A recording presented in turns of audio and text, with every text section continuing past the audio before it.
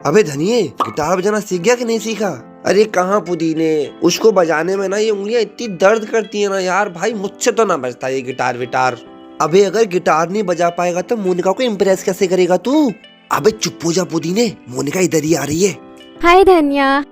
हाय पुदीना। अरे मोनिका, नया टैटू, इधर दिखाओ जरा हाथ। कितना क्यूट लग रहा है ना, और ये परमानेंट भी नहीं है। अरे धनिया क्या कर रहे हो? गुदगुदी हो रही है मुझे। धनिया शायद चेक कर रहा है कि ये गिटार बजता है कि नहीं बजता है। अरे तुम तीनों क्लास के बाहर क्या कर रहे हो? और धनिया, तू रोज स्कूल क्यों नहीं आता है? शिक्षा भैया, कोविड में ना घर पर रह के हाथ पैरों में जंग लग गई है मेरे, इसीलिए हिम्मत ही नहीं होती आने की। पर बेटा म्यूजिक की एक्स्ट्रा क्लास में तो डेली आता है तू। अब म्यूजिक से तो मुझे प्यार है ना भैया, इसलिए आ जाता हूँ। पर भैया म्यूजिक की एक्स्ट्रा क्लास तो स्कूल खत्म होने के बाद होती है, आप उसमें क्या देखने आते हो?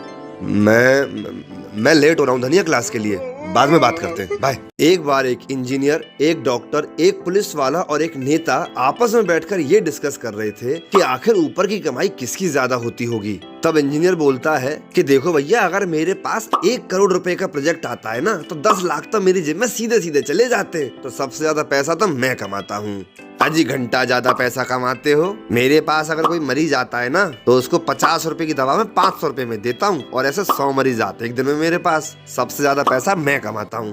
और तुम जैसे लोगों के यहाँ पे हम छापा ना मार दें, इसीलिए अपनी ऊपर की कमाई का आधा पैसा तो तुम हमको दे देते हो, और बाकी जगह से रिश्वत अलग आती है मेरी। तो भाई साहब सबसे ज्यादा ऊपर की कमाई तो मेरी हुई।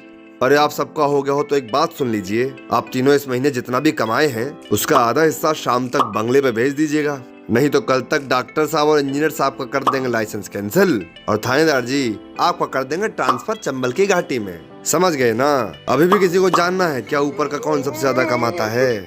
धनिया और पुदीना एक बार एक शादी में ऐसे ही फर्जी चले जाते हैं। उनको पता था कि ग्रैंड शादी है, खाने पीने को बढ़िया मिलेगा, तो दोनों घुस जाते हैं शादी में। अब शादी में जाके वो देखते हैं चकाचौंध, एक से एक मिठाइयाँ, हलवा, रबड़ी और बेहतरीन खाना। पर वहीं धनिया की नजर पड़ती है लड़की के पिताजी पे। वो बहुत ही परेशानी में यहाँ वहाँ घूम रहे होते हैं, केटरर को ढूंढ रहे होते हैं कि भाई केटरिंग वाला कहाँ है, ढूंढो, बुलाओ बुलाओ। और धनिया से ये सब देख के रहा नहीं जाता, तो वो जाता है लड़की के पिताजी के पास। वो बोलता है, अले अले अंकल क्या हो गया, बताओ मुझे क्या प्रॉब्लम है, क्यों ढूंढ रहे हो केतलल को, इतना बढ़िया तो खाना है। अरे बेटा, मूंग का हलवा तो धड़ल्ले से लोग ले रहे हैं, और मावे की गरम रबड़ी ज्यों की तो पड़ी है। बेटा हलवा खत्म हो गया ना तो मेरी इज्जत रबड़ी में मिल जाएगी। धनिया सोचता है, यहाँ वहाँ देखता है, और धनिया का ऑब्जर्वेशन पावर तो आप जानते ही हो, यहाँ वहाँ देख के समझ जाता है कि भैया कैसे करेंगे इस प्रॉब्लम का समाधान। और फिर बगल में खड़े केटर को कहता है कि सुनो केतलल भैया, वो मूंग की दाल के पीछे जो काउंटर है उस पे खड़ी मोनिका को हटाकर उसको रबड़ी के काउंटर पे कर दो, और सोहन लाल को बोलो मूंग की दाल के काउंटर पे चला जाए। और अंकल को कहता, बस अंकल आप निश्चिंत रहिए, अब रबड़ी ही ज्यादा उठेगी।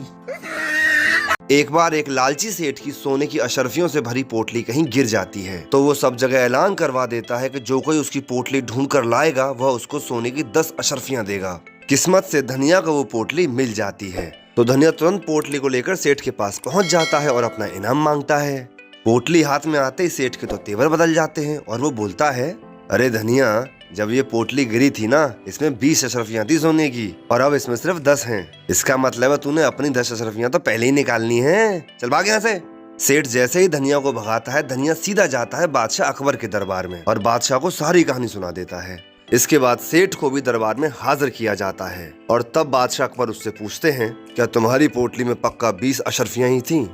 20 ही थी महाराज, लेकिन इस पोटली में तो सिर्फ 10 हैं। इसका मतलब ये पोटली तुम्हारी नहीं किसी और की है, और क्योंकि ये पोटली धनिया ने ढूंढी थी, इसीलिए इसकी सारी अशर्फियां धनिया को मिलेंगी और तुमको मिलेगा बाबा जी का ठुल्लू। सेठ को अभी भी होश नहीं आया है।